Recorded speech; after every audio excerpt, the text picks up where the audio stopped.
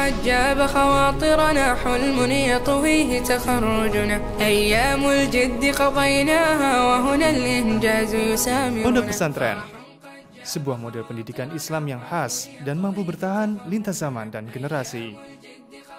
Bahkan peminatnya pun terus bertambah. Terbukti dengan terus bermunculannya pondok-pondok pesantren, baik yang mengadopsi sistem klasik maupun modern. Dinilai sebagai benteng akhlak anak didik yang masih dapat dipercaya, pondok pesantren juga diakui sebagai sistem pendidikan yang paling efektif dalam mengajarkan ilmu-ilmu agama Islam. Demikian besar harapan dan cita-cita bertumpu pada pondok pesantren. Pengamatan dan evaluasi terhadap sistem pengajaran di dalamnya perlu terus dilakukan. Hal itu untuk menjaga agar pesantren tetap dapat mengemban fungsi dan amanah yang dipercayakan kepadanya. Salah satu titik penting yang menarik untuk terus dikaji adalah sistem pembelajaran bahasa Arab. Mengingat bahasa Arab adalah pintu masuk utama bagi santri untuk bisa mendalami ilmu-ilmu syar'i. Di sini banyak kita dapati para santri belum dapat menguasai bahasa Arab secara baik. Meski sudah bertahun-tahun menimba ilmu di pondok pesantren. Saya lihat bahwa kelemahan yang paling nampak itu penguasaan bahasa, karena itu adalah sebuah dasar yang tidak bisa tidak. Artinya seberapa penguasaan penuntut ilmu terhadap bahasa Arab, ya sebegitu juga berbanding lurus dengan pemahaman tentang keilmuan Islam yang nanti akan dia kuasai. Menurut Ustadz Sudarisman Ahmad, penyebab utama kegagalan santri dalam menguasai bahasa Arab ada pada model pendidikan yang disampaikan kepada mereka. Problem yang paling tampak itu mempelajari bahasa tanpa memperhatikan sisi tadarruj atau sisi bertahapnya. Maksudnya begini, mestinya seorang belajar bahasa Arab, kalau ingin bahasa Arabnya itu bahasa Arab yang aktif, itu mulai dengan buku bahasa Arab. Artinya dengan buku itu seorang santri membangun makna dalam dirinya. Membangun makna itu bagaimana dia memiliki kosakata yang dia bisa pakai baik untuk berbicara maupun untuk mengungkapkan dalam bentuk tulisan. Nah, ini fungsi yang bisa diambil dengan buku-buku bahasa Arab yang ada. Baik Durusul Lughah, Arabiyyah Benedek, Al-Arabiyyah Lin-Nasyi'in, Al-Arabiyyah Lil-Jami', atau buku bahasa Arab yang lain. Ini fungsinya menurut saya adalah bagaimana seorang penuntut ilmu itu membangun makna dalam dirinya tanpa dia diganggu dengan tuntutan ngerti sorof tasrif atau susunan kata di nahwu gitu.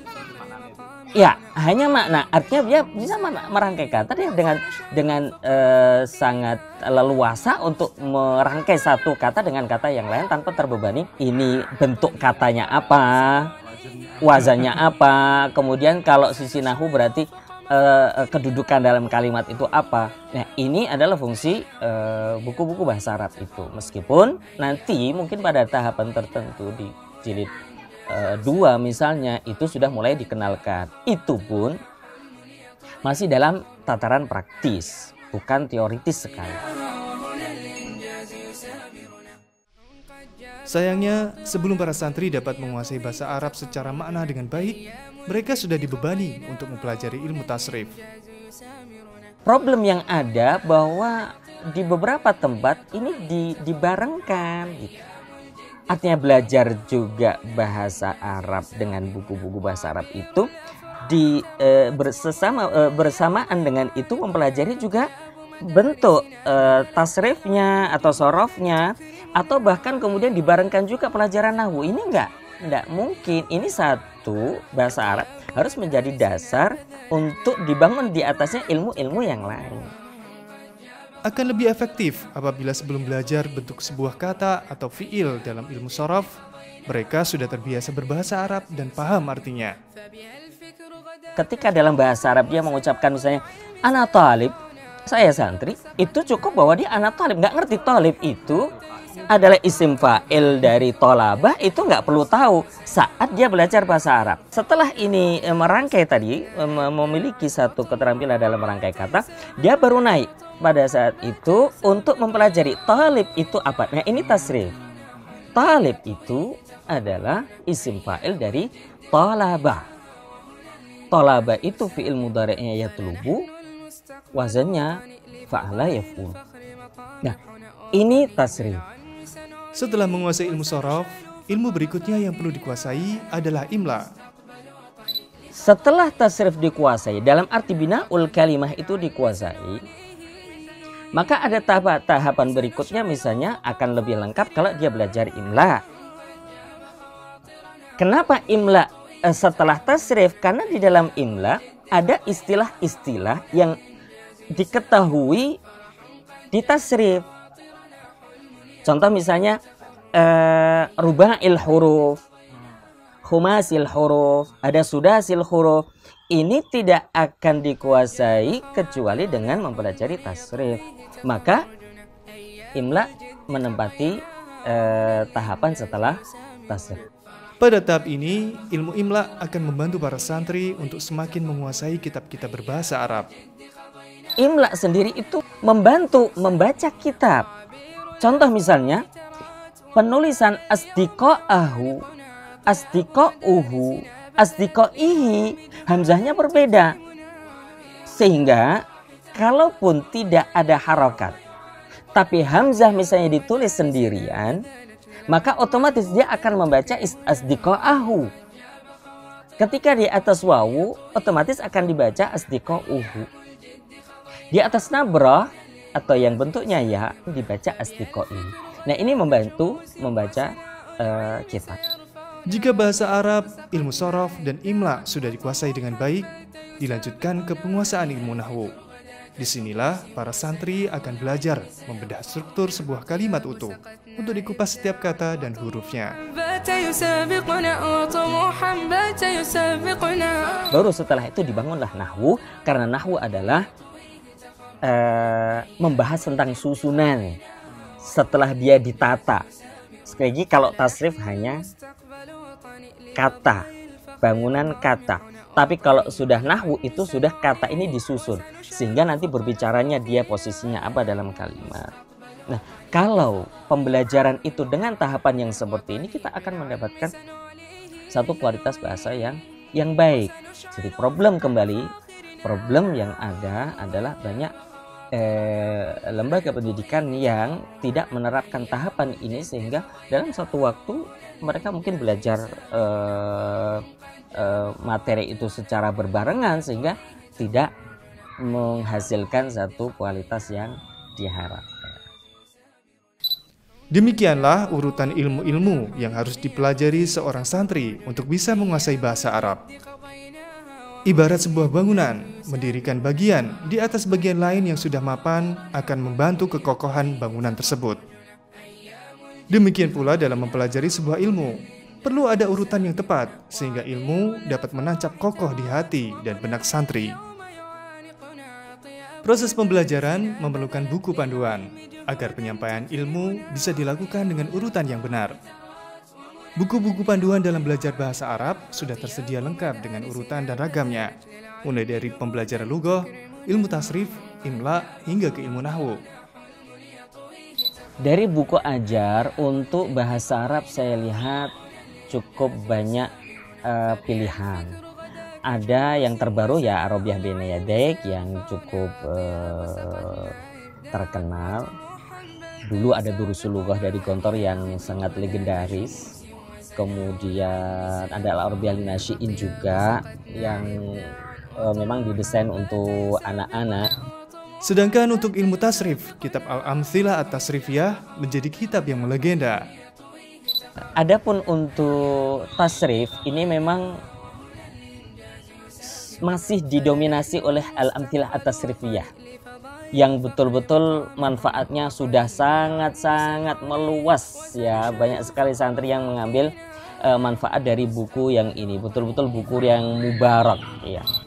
Pada perkembangannya, Ustadz Sudarisman menilai ada beberapa hal yang bisa ditambahkan agar pembelajaran ilmu sorof lebih mudah dipahami dan menancap di benak santri.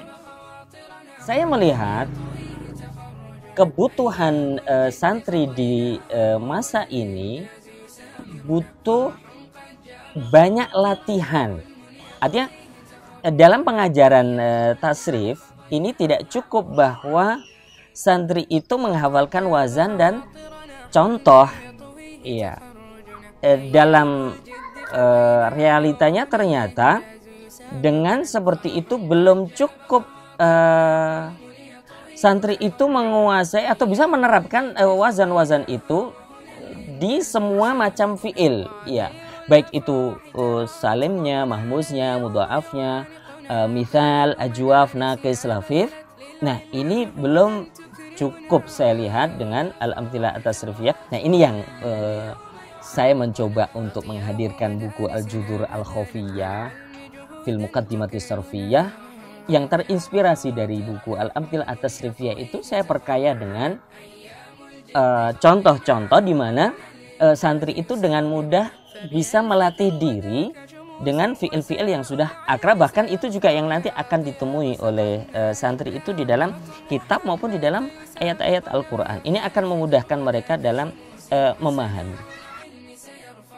Kitab Al-Judur merupakan perasaan dari pengamatan dan praktik Ustadz Sudarisman sekian lama mengajar bahasa Arab di pondok pesantren. Dengan mengacu pada kitab Al-Amthilah at-Tasrifiyah yang sudah tidak asing lagi bagi santri, kitab Al-Judur hadir dengan fitur-fitur tambahan yang sangat menunjang pembelajaran ilmu tasrif. Di sisi lain memang juga di Judur Khafiyah ini menjadi media mereka untuk mencari mufradat atau kosakata yang akan mereka temukan tadi di dalam kitab-kitab. Selain berlatih untuk menerapkan wazan dalam kata-kata ini, juga di sisi lain mereka mendapatkan kosakata yang nanti akan mereka temukan dalam kitab yang sering muncul di dalam kitab-kitab para ulama. Dengan penambahan latihan menggunakan kata-kata yang akrab ditemui dalam Al-Quran dan kitab-kitab ulama, para santri akan mendapatkan kosakata atau fiil baru. Diharapkan mereka pun terampil dalam menerapkan wazan-wazannya.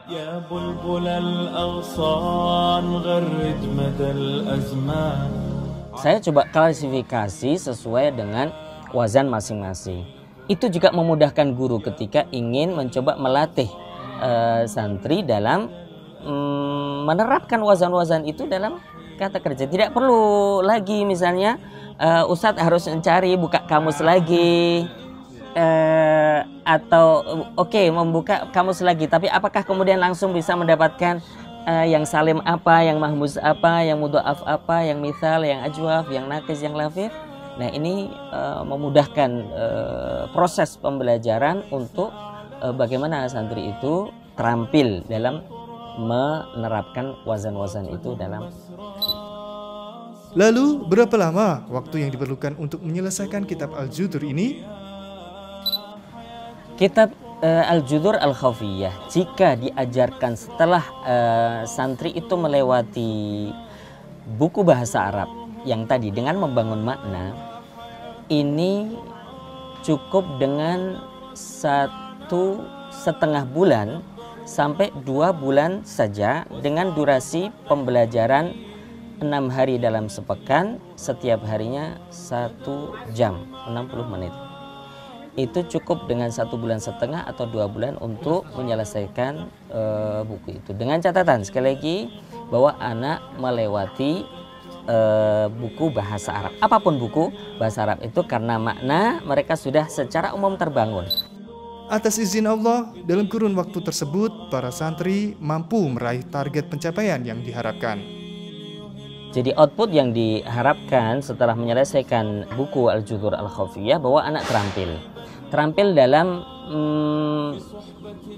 mencoba untuk menghadirkan sighah, misalnya menghadirkan masdar dari fiil tertentu, menghadirkan isim fa'ilnya, isim maf'ul dan seterusnya.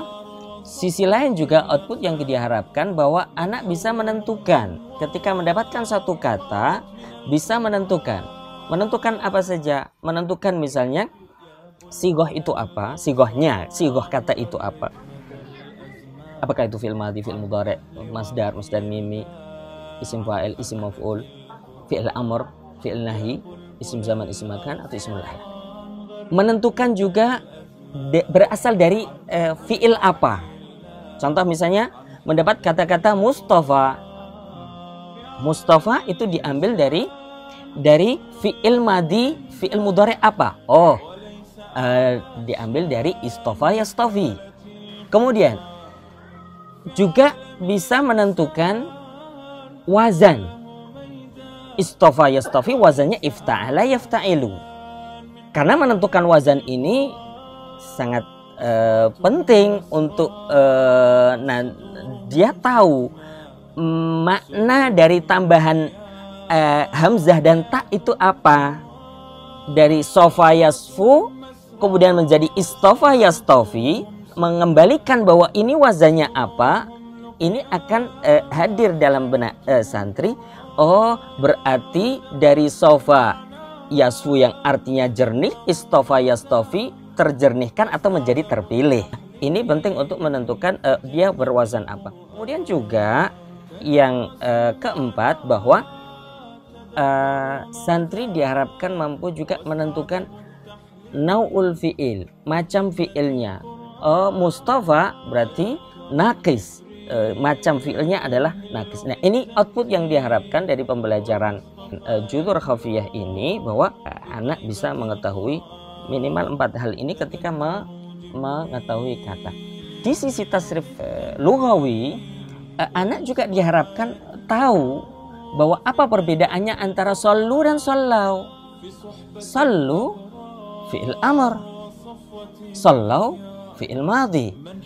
Kalau tanpa harokat, rasmnya sama, tulisannya sama, tapi kita perlu melihat nanti, santri perlu tahu bahwa siyakul kalam atau alur kalimat ini menuntut bahwa itu sallau atau sallu.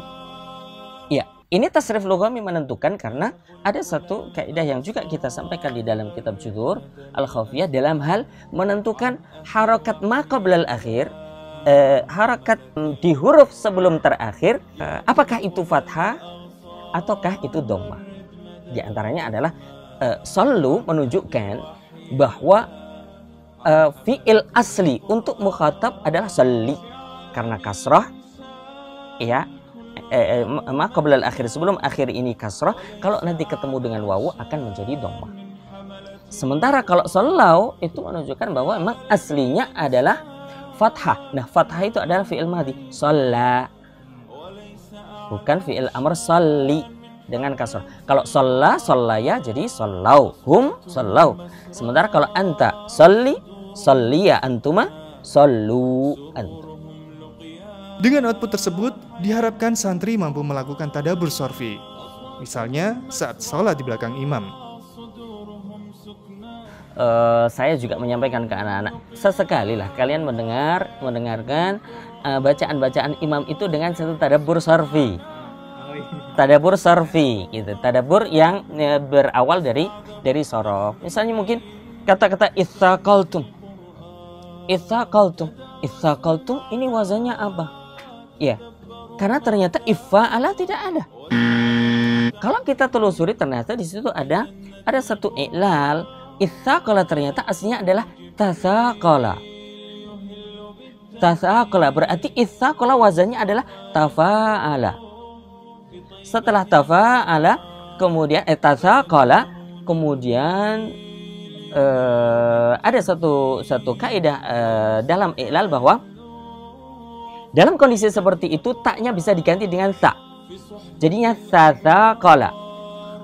Tasaqala. Nah, karena sa dua berdampingan, ini maka ditasdid menjadi as-saqala. As-saqala. Dan nggak mungkin kita memulai dengan sesuatu yang sukun, maka dibutuhkan hadirnya hamzah, maka menjadi itsaqala.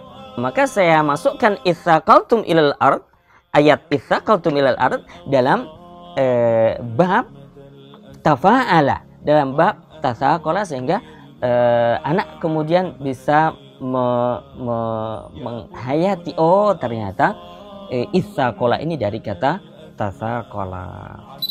Pada akhirnya, tujuan utama orang tua memasukkan anak ke pesantren yaitu agar paham ilmu agama dan Al-Quran lebih mudah untuk diraih.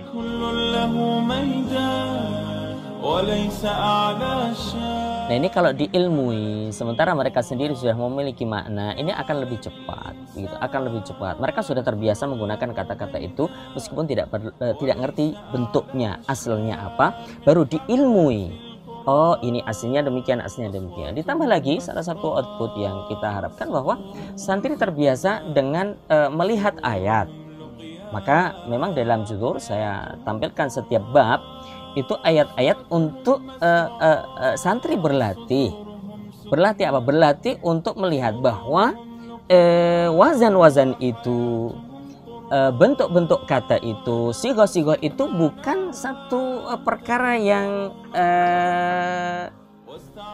iftiradi. Iftiradi maksudnya adalah bukan perkara yang hanya teoritis saja, tapi itu ada. Bukan hanya sekedar di kitab-kitab ulama, di pedoman hidup kita di dalam Al-Quran sendiri kata-kata itu ada. Nah ini ketika anak mempelajari satu bab ilmu, kemudian ternyata apa yang ia pelajari itu bisa dipakai untuk memahami ayat, ini akan semakin terasa bahwa oh ini nih hasil belajar saya ternyata bisa dipakai untuk memahami ayat, bisa mentadaburinya dari sisi itu. Demikian ulasan sekilas tentang buku panduan ilmu sharaf. Lalu bagaimana dengan buku panduan tahapan selanjutnya, yaitu Imla? Untuk di Indonesia, sementara ini buku cetakan Gontor yang ditulis oleh Al-Ustadz Kiai Haji Imam Zarkashi. Bahasa adalah bagian dari budaya. Ia dapat berkembang seiring dengan berjalannya zaman. Termasuk juga penulisan bahasa Arab masa kini yang memiliki 1-2 perbedaan dengan sebelumnya.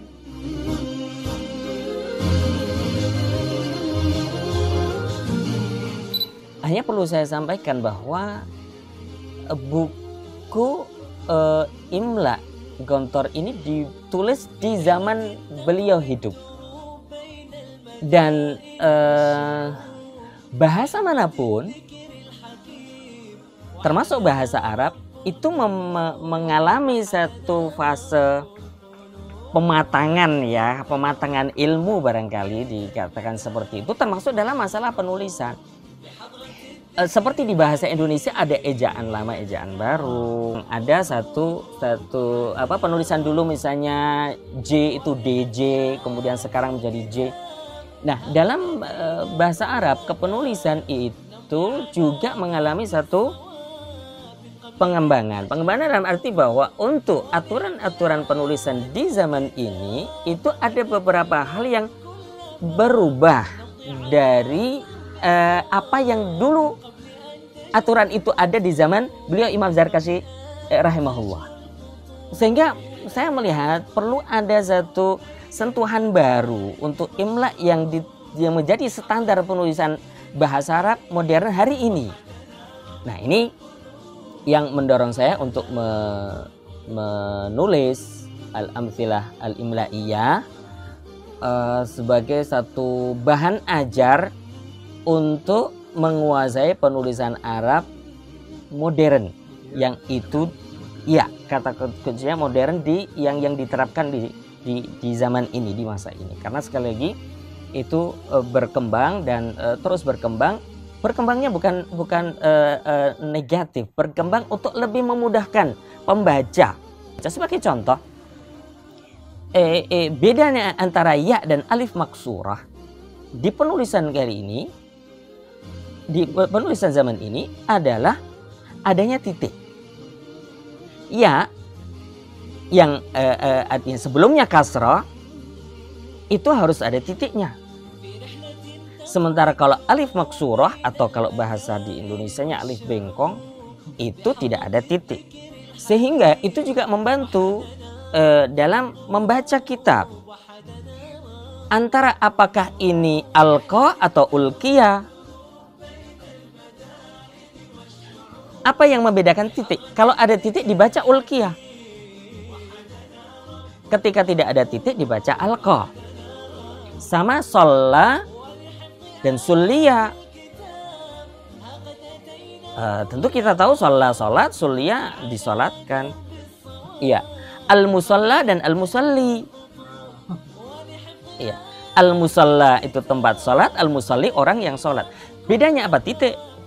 Nah, itu penulisan di buku Imla Imam Zarkashi ini masih disamakan bahwa ya tidak harus ditulis dengan titik. Karena memang di zaman itu penulisannya memang seperti itu, tidak dibedakan. Atau bisa juga karena ijtihad beliau melihat mushaf. Sementara mushaf itu memang ditulis Quran, ditulis dengan rasm Utsmani yang itu sampai saat ini dijaga untuk tidak diubah. Sehingga penulisan fi dalam mushaf tidak ada titiknya. Tapi kalau itu untuk menulis tesis atau disertasi yang standar hari ini, itu salah. Kemudian juga dari penulisan-penulisan yang lain seperti tak marbutah. Kenapa di mushaf Al-Quran ada sebagian tak yang ditulisnya maftuhah? Contoh misalnya rahmatu rabbik, kenapa kita dapati di dalam mushaf taknya terbuka? Itu kenapa? Karena menunjukkan bahwa dia dimudhafkan ke setelahnya. Sementara itu tidak bisa kita terapkan dalam penulisan modern. Penulisan modern tetap harus dengan ta marbutah. Adapun untuk buku panduan ilmu nahwu, kitab-kitab panduan yang ada selama ini masih tetap relevan. Meskipun sudah ada rencana untuk membuat kitab ajar berisi syarah jurumiyah. Ya, sedang dalam proses nahwu, insya Allah bahwa akan ada syarah yang memudahkan untuk memahami al-ajurumiyah. Menurut saya bahwa tahapan anak belajar bahasa dasar, bahwa melalui membangun makna dengan buku bahasa Arab, kemudian dibangun di atasnya melihat bentuk kata dengan tasrif, kemudian disempurnakan dengan cara penulisan modern dengan al-imla, kemudian ini cukup untuk menjadi dasar masuk ke al-ajurumiyah, buku yang sangat diberkahi, buku nahwu yang sangat diberkahi. Untuk masuk ke situ dengan syarah atau penjelasan yang simple, yang ini sedang dalam perjalanan penulisannya, insya Allah. Demikianlah uraian sederhana terkait metode pembelajaran bahasa Arab yang berjalan di pondok-pondok pesantren hari ini. Semoga catatan-catatan yang ada di dalamnya menjadi sumbangsih bagi kemajuan kaum muslimin, khususnya di Indonesia, dalam menguasai bahasa Arab. Bahasa Al-Quran yang juga menjadi bahasa kitab-kitab induk agama Islam.